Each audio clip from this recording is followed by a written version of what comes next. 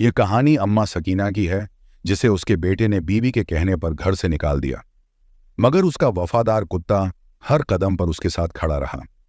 आगे जो हुआ वो आपको हैरान कर देगा। कहानी बहुत ही दिलचस्प है, आखिर तक जरूर सुने। अम्मा सकीना की जिंदगी में खुशी का चिराग बहुत पहले बुझ चुका था। उसका शौहर कई साल पहले वफात पा चुका था। न कोई जायदाद थी, न कोई सहारा था। बस एक ही चीज बाकी रह गई थी, उसका 17 साल का बेटा अमजद। अम्मा सकीना गरीब थी मगर हिम्मत वाली थी।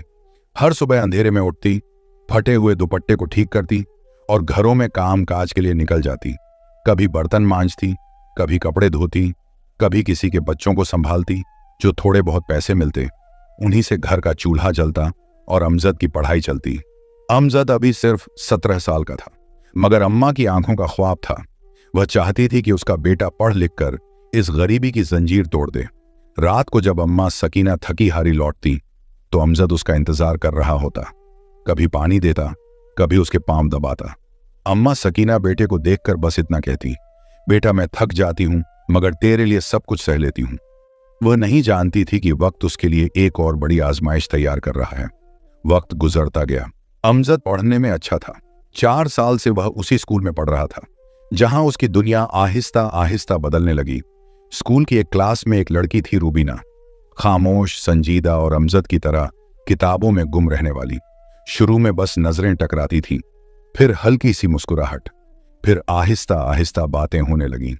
कभी किताब के बहाने, कभी कॉपी के सफ़े पर लिखा कोई सवाल और कभी स्कूल के वक्फे में चंद लम्हों की खामोश मुलाकात। अमजद को खुद भी एहसास नहीं हुआ कि कब वह रूबीना के बारे में सोचने लगा और कब उसके दिल में एक नरम सा जज्बा जन्म ले लिया। रूबीना भी बदलने लगी थी। वह जो सबसे कम बात करती थी, अमजद के सामने आकर मुस्कुरा देती और वही मुस्कुराहट अमजद के दिल को बेचैन कर देती। ये सब कुछ अम्मा सकीना से छुपा हुआ था। अमजद जानता था कि अगर मां को खबर हो गई तो वह टूट जाएगी।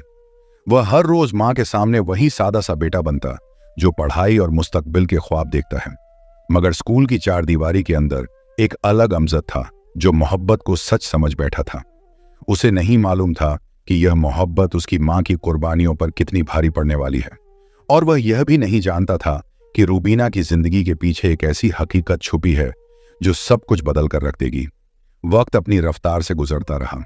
अमजद की उम्र बढ़ती गई और वह दिन भी आ गया जब उसने मैट्रिक मुकम्मल कर लिया। कुछ ही अरसे बाद गांव में ही उसे एक मामूली सी सरकारी नौकरी मिल गई। तनख्वाह ज्यादा नहीं थी मगर घर का गुजारा चलने लगा। अम्मा सकीना अब घरों में काम करने नहीं जाती थी। वह दिन भर घर में रहती, बेटे के लिए दुआ करती और रात को सजदे में अल्लाह का शुक्र अदा करती कि उसने उसकी मेहनत को जाया नहीं होने दिया। एक दिन अम्मा ने हिचकिचाते हुए बात छेड़ी। उसकी आवाज में मां की मोहब्बत भी थी और एक कमजोर सी उम्मीद भी। बेटा, अब तुम समझदार हो गए हो, मैं चाहती हूं कि तुम्हारी शादी कर दूं। पड़ोस में एक लड़की है, बहुत सादे लोग हैं, हम जैसे, बरसों से हमारे साथ रहते आए हैं।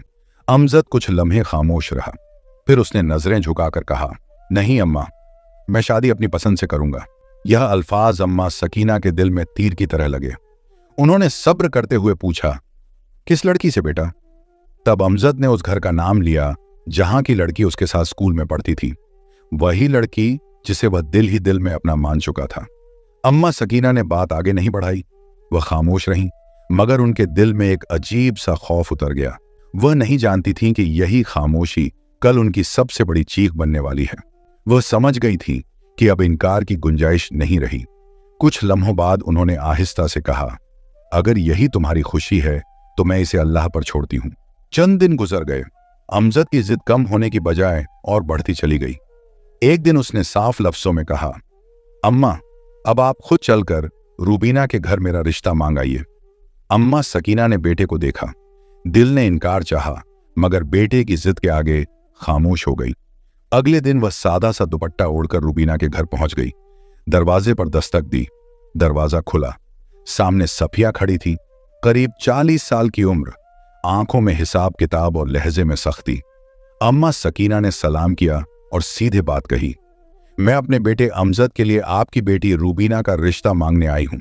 सफिया ने अम्मा सकीना को अंदर बिठाया। कुछ औपचारिक बातों के बाद वह असली बात पर आ गई। उसने 2 टूक लहजे में कहा, हम रिश्ता दे सकते हैं, लेकिन एक शर्त है। अम्मा सकीना खामोश रहीं। सफिया बोली, मेरी बेटी के लिए 5 तोला सोना देना होगा, बगैर इसके ये रिश्ता नहीं हो सकता। अम्मा सकीना के चेहरे का रंग उड़ गया। कुछ लम्हे खामोश रहीं, फिर धीमी आवाज में बोली, हम गरीब लोग हैं, इतना सोना हमारे लिए आसान नहीं। सफिया ने सर्द लहजे में जवाब दिया, अगर शर्त पूरी हो तो रिश्ता होगा, वरना नहीं। अम्मा सकीना खामोशी से उठ खड़ी हुई और भारी कदमों से घर लौट आई। घर पहुंचकर उसने अमजद को सब कुछ बता दिया। अमजद ने एक लम्हा सोचे बिना कहा, अम्मा आप फिक्र ना करें, मैं किसी न किसी तरह 5 तोला सोना पूरा कर लूंगा। मुझे शादी सिर्फ रुबीना से करनी है। उसी रात अम्मा सकीना देर तक जागती रही। आखिरकार उन्होंने आंगन के कोने में रखा पुराना सा लकड़ी का संदूक खोला। इसमें कुछ जेवरात थे, एक हार, 2 चूड़ियां और एक अंगूठी। ये सब अमजद के पापा की आखिरी निशानी थे।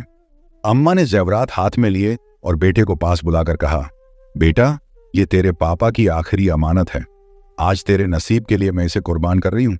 अमजद खामोश था। अम्मा ने नम आंखों से कहा, तेरी खुशी में ही मेरी खुशी है, इन जेवरात को बेचकर 5 तोला सोना बनवा लें। कुछ ही दिनों में जेवरात बेच दिए गए। शर्त पूरी हो गई। अम्मा फिर सफिया के घर गई। इस बार इनकार नहीं हुआ, रिश्ता तय हो गया। कुछ ही दिनों बाद सादगी से निकाह हुआ। अमजद की शादी रूबिना से हो गई। अम्मा सकीना ने बेटे को सिर्फ इतना कहा, बेटा अल्लाह तुम दोनों को खुश रखे। शादी के बाद कुछ दिन सब कुछ ठीक रहा। रूबिना अम्मा सकीना का ख्याल रखती थी, वक्त पर खाना, पानी और 2 शब्द इज्जत के। अम्मा दिल ही दिल में खुश होती थी कि बेटे का घर बस गया है, मगर यह खुशी ज्यादा दिन कायम न रह सकी। आहिस्ता आहिस्ता रूबिना का लहजा बदलने लगा। बात बात पर सख्त शब्द और चुपके ताने। अम्मा कुछ न कहती, खामोश रहती।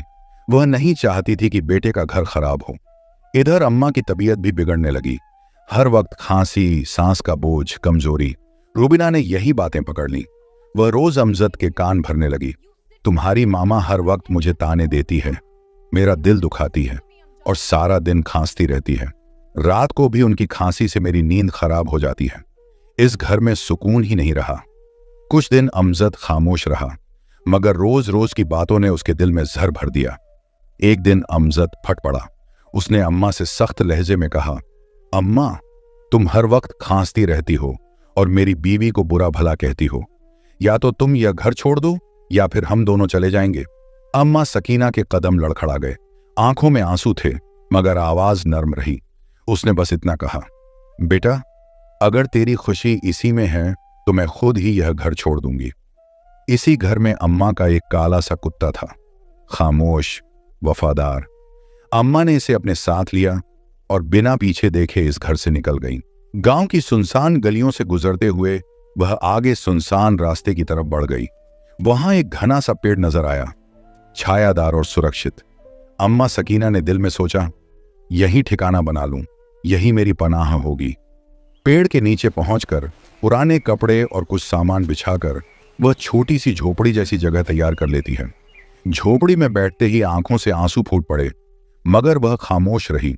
उसका कुत्ता वफादारी से उसके पास बैठ गया। दिन के वक्त अम्मा सकीना जंगल की तरफ निकली, कुत्ता उसके साथ। हाथ में टोकरी लिए वह पत्ते और कुछ जंगली सब्जियां जमा करने लगी।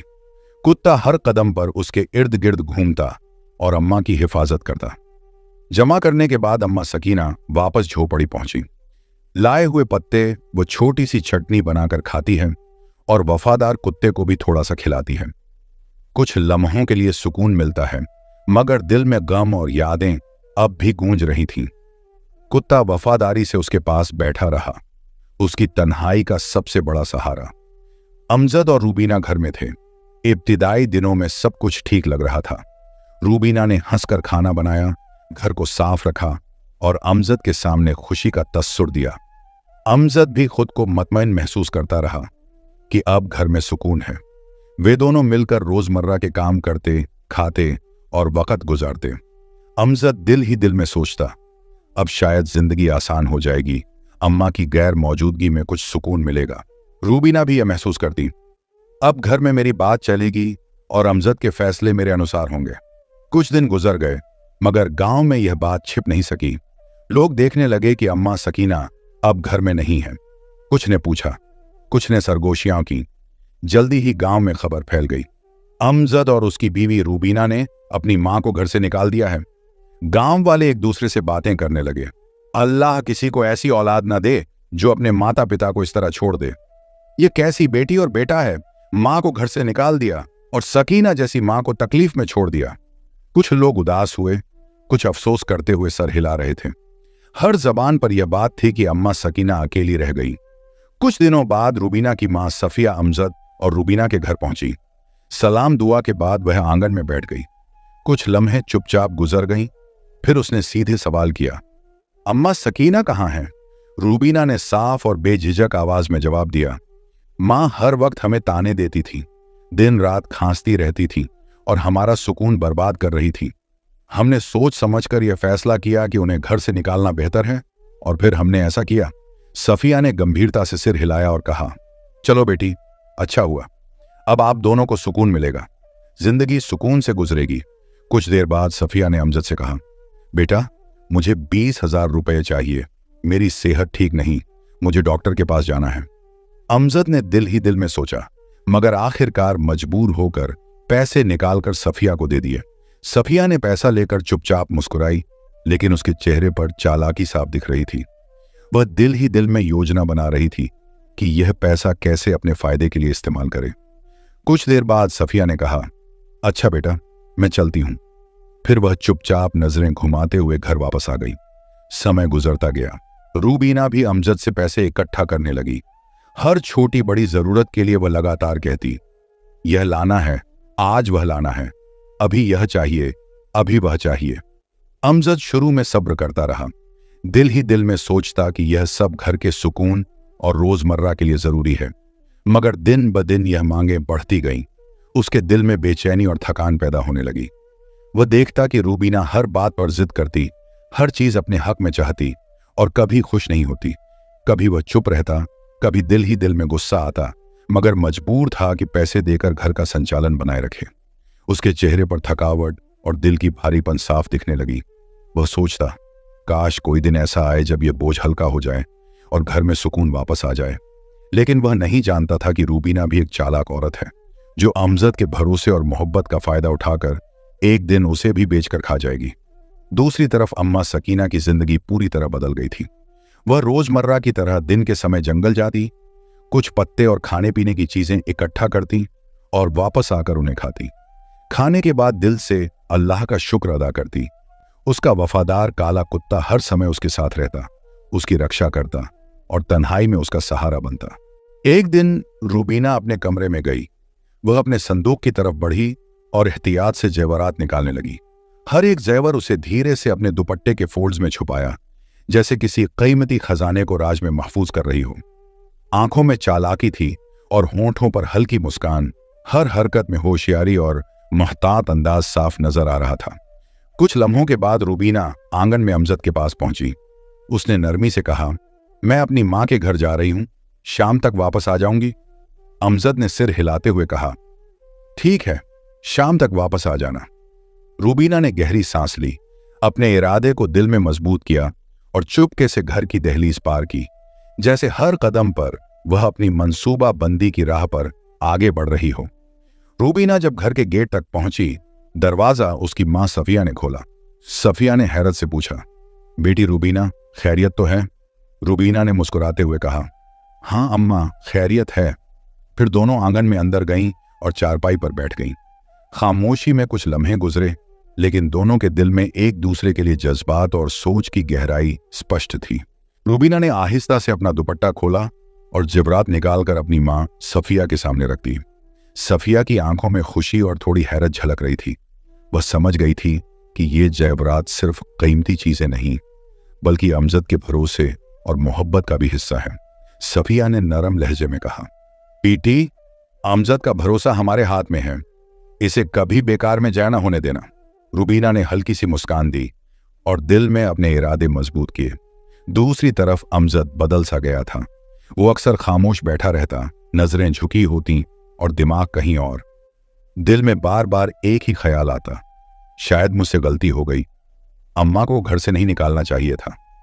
उसे मां की बातें याद आती, उसकी कमजोर आवाज उसका वो जुमला। अगर इसी में तुम्हारी खुशी है तो मैं आज ही ये घर छोड़ देती हूँ। वो किसी से कुछ नहीं कहता था, मगर अंदर ही अंदर परेशान रहता था। शाम ढल रही थी जब रुबीना घर वापस आई। अमजद ने उसे देखकर पूछा, वापस आ गई? रुबीना ने मुख्तसर जवाब दिया, हाँ वापस आ गई हूं। वो सीधी कमरे में चली गई। न उसने कोई बात की, न मां के घर का जिक्र किया। अमजद ने भी खामोशी इख्तियार की। रात उसी तरह गुजर गई। सुबह होते ही अचानक सहन से रोने की आवाज आई। रुबीना बाल बिखरे, आंखों में आंसू लिए बाहर आई और चीख कर बोली, अमजद, मेरे जेवरात गुम हो गए हैं। अमजद घबरा कर आया। क्या हुआ? कौन से जेवरात? रुबीना रोते हुए बोली, मेरे सारे जेवरात सब संदूक में रखे थे, एक भी नहीं बचा। वो बार बार यही कहती रही, मैंने खुद रखे थे, सब थे, आज कुछ भी नहीं है। अमजद परेशान हो गया। लेकिन यह कैसे हो सकता है? घर में आया कौन था? रुबीना ने आंसू साफ करते हुए कहा, मुझे तो शक है वो बूढ़ी अम्मा जाते वक्त साथ ले गई होंगी। अमजद का चेहरा बदल गया। अम्मा, तुम ये क्या कह रही हो? रुबीना ने सिसकियां लेते हुए कहा, और कौन ले सकता है? घर में और था ही कौन? मैं तो अपनी आंखों से रख कर गई थी। अमजद हकीकत से बेखबर था। उसे कुछ समझ नहीं आ रहा था। दिल में उलझन थी, मगर सच उससे अभी दूर था। चंद दिन गुजर गए। अमजद हसब मामूल गांव के छोटे से सरकारी दफ्तर में काम पर गया, मगर जहन पहले ही बोझल था। घर के हालात ने उसकी तवज्जो तोड़ दी थी। दोपहर के वक्त अफसर ने उसे बुलाया। अमजद, पिछले कुछ दिनों से तुम्हारा काम दुरुस्त नहीं चल रहा। फाइलें रुकी हुई हैं और तुम अक्सर गैर हाजिर जहन रहते हो। हमें जिम्मेदारी से काम करने वाला शख्स चाहिए। अमजद ने धीमी आवाज में कहा, साहब, कुछ घरेलू परेशानियां हैं, मगर मैं संभाल लूंगा। अफसर ने मुख्तसर जवाब दिया, हम मजीद इंतजार नहीं कर सकते, आज से तुम फौरिग हो। यह सुनकर अमजद के हाथ ठंडे पड़ गए। वो खामोशी से बाहर आ गया।